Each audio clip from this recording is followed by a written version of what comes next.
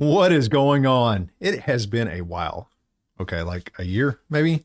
But yes, I am back. I am older. I am wiser. I'm definitely not better looking, but we are back. We're gonna get through this together. I'm all nervous and crazy and out of practice and rusty, but we're gonna do this, you guys. So let me know if you hear any kind of like sound quality issues or I don't know, the stream looks weird or something like that. Let me know in the chat, and I'll be sure to try to correct that best I can. First things first, you will notice a few changes around here. The title of the show is now the RPG Book Report with Logician Tim. Now, I will still be going through the books pretty much the same way that I always have before, except now I'm not going to give scores at the end. Instead, what I think I'm going to do is just kind of give a quick rundown of who I think this book might be for and who maybe the type of people that might not like this book. So is this book right for me, sort of thing, right? So that's how I'm going to try to phrase these, like a book report, not really a review, because, I mean, who am I, right? So real quick, if you like this content, please consider supporting me. Every little bit helps. I have reactivated my Patreon account, but I know it's hard to commit to like a monthly pledge. So I've also signed up with Ko-fi. It's Ko-fi, but they pronounce it coffee. So basically, if you want to support me, you can buy me a cup of coffee. That's kind of how that goes. It's kind of a one-time thing. There's no sign-up required. There's no like monthly charge or anything like that. So, you just kind of give the guy a cup of coffee, and it helps out. It really does. Now, if you're watching the streams live, which some of you do, you can also donate through YouTube using that super chat feature down at the bottom of the chat. And like I said, I really do appreciate it. Every little bit does help. So let's, we're kind of done with the business part. So let's just kind of jump into it, shall we? Travis Rose. Yeah, I saw your comment today over on YouTube, Travis. You said, just discovered you today. Wow, who knew I would catch you on the return? Yeah, man, I did see your comments. You were doing your first GMing session, if I remember correctly. Congratulations on that, my dude. So yeah, we're going to dive into this new one today. Let me see if I can get my, here we are, his PDF. This is called the In-Between Worlds, and it's a setting for the Savage Worlds game system. It's written by Robert Sullivan. And what kind of drew me to this book is the nifty little play on words, right in the title. We know kind of like a lot of the RPGs, they start off in the tavern or in the inn, something like that. Well, this book kind of takes the inn to a whole new world. Well, literally, actually. And I'll get in more of that in a little bit. Now, but I'll just like in between worlds, like a hotel inn. It's the in between worlds. And it is kind of like an inn that's between all of these different worlds. And like I said, I'll go into that, but it's really cool. I like to play on the words. Where can you get it? Let's take a look at this. Then we're going to get to a page here. All right. Drive Through RPG. The link is in the description, you guys, down at the bottom of YouTube. But if you just do a search for In Between Worlds, you can find it there. It is $2.50. So, I mean, it's not going to break the bank at all. As far as I know, it only comes in PDF form right now. Let me get back over here. Here we go. There we go. As far as I know, it only comes in PDF form. It is 106 pages, and it has 5 chapters, including an introduction. So, I mean, not bad for $2.50, right? Fred Daniel, what is up, my dude? Glad to see you're back on YouTube. Yes, and I'm glad to be back, Fred. I missed you guys. I really did. So my Savage World mechanics, it's a little rusty. It never was actually that great, but it is a little rusty. So I'm not going to be going through much, really any mechanics here today. I do have a few videos on Savage Worlds if you want to go back and watch those and see me kind of fumble through those mechanics. They're pretty cool though. So yeah, if you want to watch those videos, I got some playlists and stuff. You check out my YouTube channel there. So yeah, not much Savage Worlds mechanics as far as that goes, but they do say in this book there are 7 new powers or stunts, however you want to call them. There's 5 new monsters, there's 12 NPCs, and several tables for encounters and plot hooks, which are all included right there for you in the download. Now, I don't know if some of these stats might be a little off because I did find some things wrong in the book, like just kind of weird detail stuff, but not a big deal. It seems like there's more than 7 new powers or stunts, more monsters, more NPCs than 12, but I don't know. You're going to get at least 7 new powers or stunts, 5 new monsters, and at least 12 NPCs. Now, let's kind of flip through the PDF together, shall we?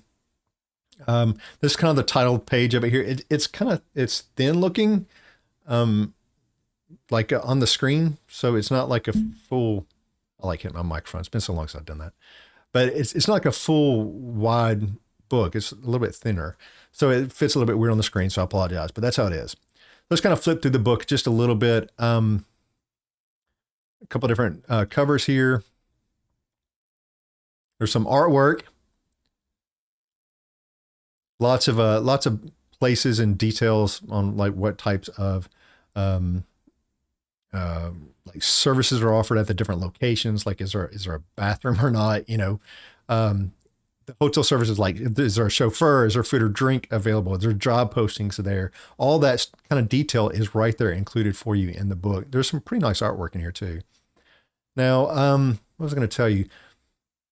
NPCs that are in here, they actually come. Let me find some for you. Scroll down here for you. But you can kind of see, I know I'm flipping kind of fast. I'll try to slow down. Reminds you of Escher. Yeah, MC Escher. It does a little bit. And that kind of reminds me of The Shining, right? But it is an N, so here we go. Like this guy, weird scientist before that was hip. All right, so they give you a little bit of backstory on them. They do give some, you know, the descriptions, the tropes and gear, skills, you know, kind of the whole package. It's really well thought out. Like I said, for $2.50, you get quite a bit of content. Now, one of the things I did like in the book, let me scroll back up here to the introduction. I think that's where we're going to spend most of our time. Decent artwork, yeah. I mean, I dig it. I think it's kind of cool. I think that's one of those pigmen guys that I'm going to be going over later. So one of the things that I really like in the book is they say that you use what you want and just forget the rest. And I know if you play a lot of RPGs for any amount of time that you know that already, but you'd be surprised how many times people ask me, like in the comments or something like that, about a particular rule that they say that you know, me and my players, we all hate it. You know, what can we do about it? And my answer is always the same. Like, dude, it's your game, right? It's your game. If you don't like something, change it. You can literally do whatever you want with any game, with any rule, always, as long as you and everybody else agree upon it. That's it. It's that simple. And I just like the fact that they kind of remind you of that in this book, because I think oftentimes we get stuck in these, oh, got to play by the rules, got to play by the rules.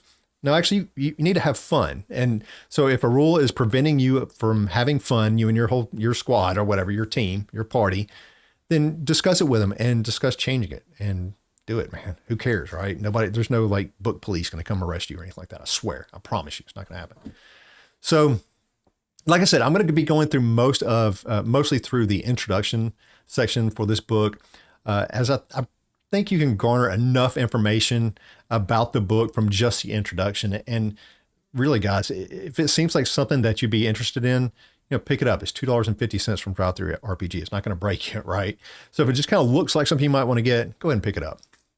Now, they do start off the introduction with a definition of the word liminal. And it's a good thing they do, because they use it really often in the introduction, like 7, 8, 10 times. So I don't know if they couldn't come up with another word for it, or if that word was just so succinct it needed to be in there that many times. But it's in there many, many times on this one page. Now, so it's definitely not a word that I use in my vocabulary like every day, right? So you know, I found myself kind of referring back to this, you know, this definition several times while I was reading. Like, okay, does that mean what I think it was? So right here, the meaning liminal, it says of relating to or situated at a sensory threshold, barely perceptible or capable of eliciting a response. Liminal visual stimulus. That's something that's it's right there, but you can barely pick it up, right?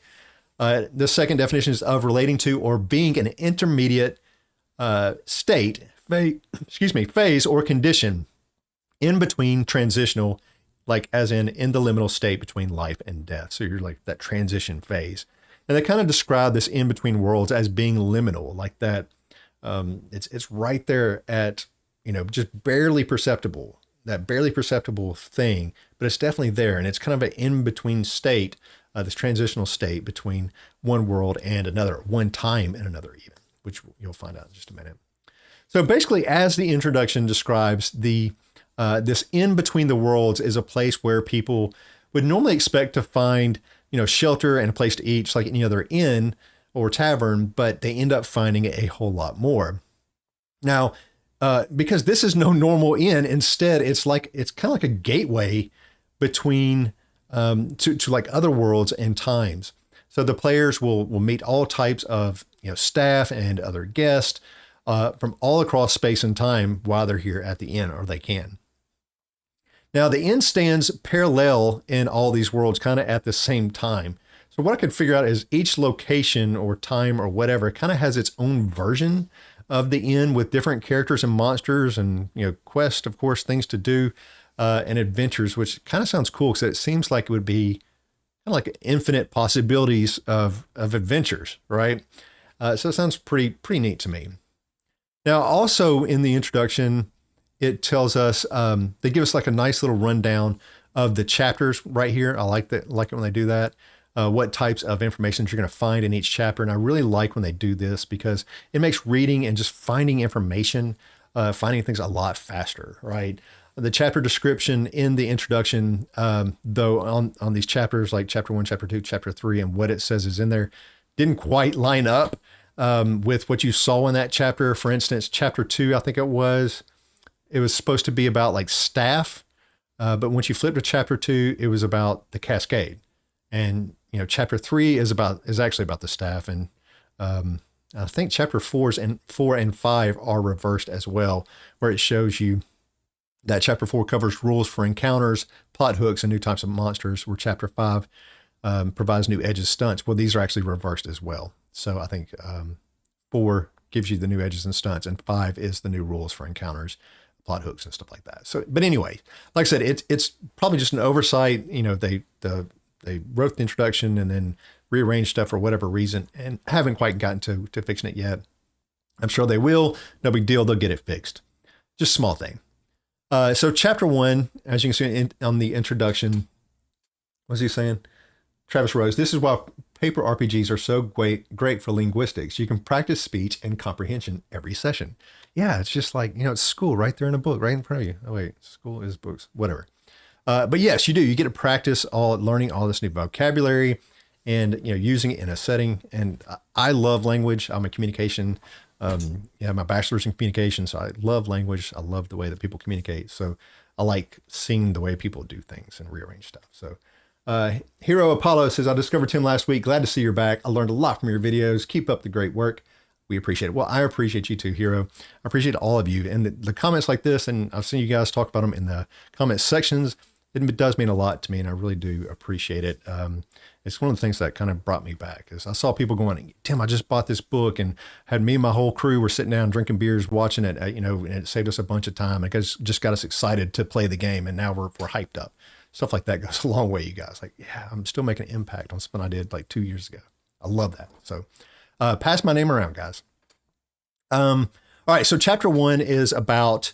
I'm going to mess this up. It's called Caravansary. All right. So chapter 1 is about the Caravansary and the different hotel variations, the different locations, the potential structure layouts of the inn, those type of things. By the way, Caravansary, I looked it up, again, more language stuff, is basically, it's an inn, and it usually has a central courtyard, normally for travelers like in the desert regions of North Africa or Asia. Also, by definition, a caravansary is just a group of people traveling together, as in like a caravan, right? All right. So chapter 1 is all about kind of like the inn and how it's structured and those type of things. Chapter 2 discusses something called the Cascade.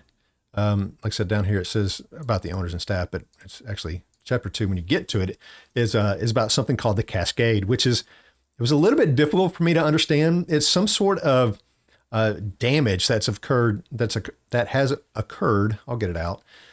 Some sort of damage that has occurred to space and time itself, which appears around and at this inn. There's like crazy ways to fall into this cascade depending on different dice rolls while you're in the area. So that's kind of cool. The Cascade chapter kind of covers even more craziness with more characters and locations, with a lot of it being decided by dice rolls to kind of make it, randomize it even further. Let me show you what I'm talking about here. Let me get to page 42. Here we go. So like this is the Cascade chapter, and they have like this discovery table, like how did you discover it and everything. You can pick a card, you can roll a dice, and there's topography. There's different zones, what they call zones. It's kind of like your location. Like, where did you show up? Did you show up on the balcony? Did you, 1 through 4, you showed up at the balcony. Did you show up in the courtyard or game room? Did you show up on the stairs? Those type of things. So lots of little tables here that randomize things, which I love. It just makes it so fun as a player to have everything so random. Like, especially when it's like you're falling into this wormhole and you come out the other side. Where do you land? I don't know. I don't want the GM just to have it all scripted for me. No, let's all have fun together. Let's all create this story together. And this gives you the randomness of doing that. So yeah, there's all types of randomness in this game. Again, more locations. And each of these locations, you guys, this is just destinations, locations inside the Cascade. Each one of these has like a little description. Asylum, Boomtown, all of them have a little description. So you're not just going in there empty-handed. You get something to kind of look at as a GM, and even as a player, to maybe read this to the players and let them get some familiarity with what they're doing. It's pretty cool stuff. So yeah, again, there's all type of charts that are found throughout the book, not just in the Cascade, but all throughout the book. There's all these cool charts and stuff and randomness stuff that I absolutely love. So now let's move on to, where was chapter 3? Here we go. These are like twin girls from The Shining. That's what it reminds me of anyway. They have like a door hammer thing. I don't know. Anyways, chapter 3 is all about like the staff, the owners, some of the other customers that you're going to run into at the hotel. All the staff have, like I said before, they have stats assigned to them. Let's find one wild card, Construct Fembot. They all have stats assigned to them, including like attributes, skills and hindrances, edges, gear, all that kind of stuff. Each character also has like a little bit of backstory to them. Like we talked about here with the weird scientist guy, has a little bit of backstory to him, a main character. And you kind of get to know this NPC before you just kind of throw it at people. So it's kind of cool. I like the way they kind of thought out everything, including their gear and all their attributes and all that kind of stuff right there for you. Now, chapter 4, let's get over here. I can kind of scroll slowly so you guys can see what the layout is like. Look at the cute little otter. I like the art style. I think it's kind of cool. It's a little bit retro. Pretty sharp. So that was chapter 3. Now, chapter 4 gives us new edges and stunts and powers. Travis says, that's a cool table. I could see GMs getting a lot of mileage out of Cascades. Yes, for sure. This thing is just kind of an idea explosion. It's so thick, and you can kind of skim the surface when you're at the Inner Tavern, or you can just you can dive right in and make it your own adventure, which is really, really cool. So yeah, I love it. I love the Cascades, and just this whole kind of scenario is really a great idea. I love the play on words, in between worlds. So chapter 4, like I said, gives us new edges, stunts, and powers. Now, some of the hindrances that are in here, as you can see, are like missing time and amnesia, touched by the Cascade, which it can grant the characters like special physical or physical abilities or story abilities, depending on the card or dice roll that you pick. Again, more charts, guys. I love this. So if you're touched by the Cascade, you could get these type of things. Or if you roll this much, you could get this type of thing. It's really, really cool. I love when abilities have these type of randomness that's to them. It's not like, hey, I'm using Firebolt, blam. No, this has some type of randomness that occurs. And to me, it makes, those all have their place. Don't get me wrong. But like, to me, this type of randomness kind of gives you this kind of a fun, more lighthearted, you're all telling a story and it's all random, right? And that's fun when you're sitting there and you're, bad stuff happens and there's, everybody starts laughing because you had a horrible dice roll and nobody could see that coming. And I think that's fun. Now again, like some stuff needs to be like, if I shoot my gun, it needs to fire most of the time, if all things considered. Something need to be dependable, but it's fun when you have some randomness, in my opinion. I don't know.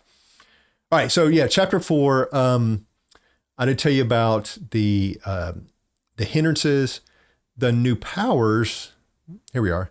The new powers include the ability to, like some of the powers, like have the ability to send things, creatures, people, things, objects, or whatever into the cascade, which is really cool. And that's called drops. You got a roll to do it, and there's certain restrictions or whatever, but you can actually send things to the cascade, which is kind of fun. Another one of these is called hammer space, which is kind of like an additional pocket space for you to store weapons or tools or whatnot. The only drawback is they say putting something in or retrieving something from the hammer space will actually require you to use an action point. Again, now you can get more information on Savage Worlds mechanics by watching those Savage Worlds videos. I'm sure you probably know more than I do. It's been so long since I looked at it. So anyway, some pretty cool ideas in here. Navigation stuff, portal stuff, rearrange or fix the cascade, which is pretty cool. So all types of neat stuff in here. There's items in here. What is this mechanism? I'm not going to try to say that. How do you even try to say that? Anti-Cathera mechanism. To aid in navigating the cascade, a successful weird science roll allows a character to use the mechanism to determine the direction and distance to a particular gate as though they possess the navigation power. Okay, there you go. So it basically gives you the navigation power just in an item. Pretty cool. Pretty cool. So yeah, that's kind of a run through really quick of the powers and hindrances and stuff like that. I love this picture right here. That's just cool to me. Like Stepford Wives, but crazier. Chapter 5 gives us, that kind of tells us about the encounter rules, the plot hooks, monsters, those sorts of things. I'm not going to dive in much into this because I think it needs to be a little bit of a surprise for you. I don't run anything. So in this chapter, there's a reasons to visit the inn table. I'll get it out, it is right here. And this is where players can kind of roll on even the reason why you're going to the inn in the first place, right? And this is all up to the GM, like everything else. You don't have to do this, but I think it could be funny. Like, hey, why did I end up at the inn? Well, here you go, roll right here. The investigation of kidnappings and victims who are insane upon reappearance leads to the inn. A celebration draws the party to the inn. So this kind of helps develop again that shared storytelling that Savage Worlds helps promote between the players and the GM. It's a back and forth. And so we're all coming up with these ideas together and kind of shaping the story together. And that makes it a lot of fun. So you got reasons to visit the inn. There are encounters at the inn. And again, another table here, here with stuff to do. I'm trying to lose my voice, I guess. What does it say here? One or more members of the party discover the waitress fighting a pair of undead seeking to kidnap her. She acquits herself well. So these are different types of encounters that you can run into when you're there. And I like the randomness of it again. So they kind of wrap up the chapter with some different types of monsters that you can encounter. There's like these clockwork brain crabs. There's fractal, what do they call them? Fractal moths, which if you, let's say the astute observer, if you kind of watch them really closely, they kind of lead you like through the cascade. So it can actually help you find your way if you really, really observe it. There's these swine things. Where is this guy? Yeah, these swine things, which it says they attack in swarms. They look kind of scary to me, kind of crazy looking, beastly looking things. So just swarm of these things sounds scary as hell to me. So yes, that's like a lot of fun. That's pretty much the book in a nutshell, but I do want to go back and finish where we started, which was in the introduction. Here we go. Sure, you guys are getting like seizures from me scrolling so fast. Sorry about that. So yeah, I just wanted to kind of finish where we started.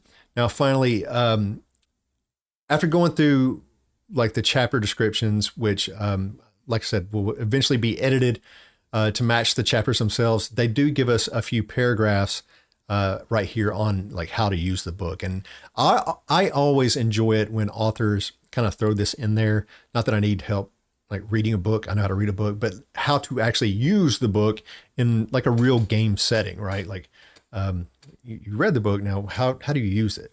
And it kind of talks about that here. And it talks about how inns, taverns and hotels, bars, those type of things are, they play a very important role in most RPGs. And they're usually places where the party will, pick up clothes, not clothes. They will pick up clues and kind of, refill their food supplies, and they're getting new tools and weapons, whatever. And but most importantly, pick up clues to what they're going to do on their next adventure when they move on from there. Well, in this book, they tell us that the In Between the Worlds takes that sort of routine stop at the tavern or inn or bar or whatever, and it turns that experience into an 11, because it kind of does. They say that the In Between Worlds is designed really to work with kind of in tandem with pretty much any any existing campaign. And so the players can choose to adventure right there in the hotel. It's sort of like an adventure between adventures kind of thing, which I think is a lot of fun. So Travis Rowe says, I need to go back and watch the other stuff on Savage Worlds now. Cool, man. It's all out there. It's all out there. I've made some playlists. If you look at my channel, you'll find them, man. Welcome too. So,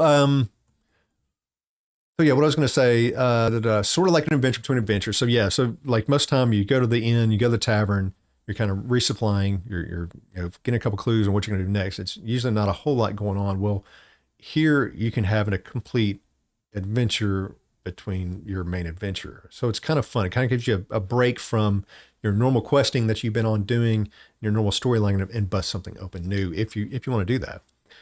They do talk about how the players are encouraged to help, design the location of the inn, the structure and all of it, and kind of help kind of build their interest in exploring the place.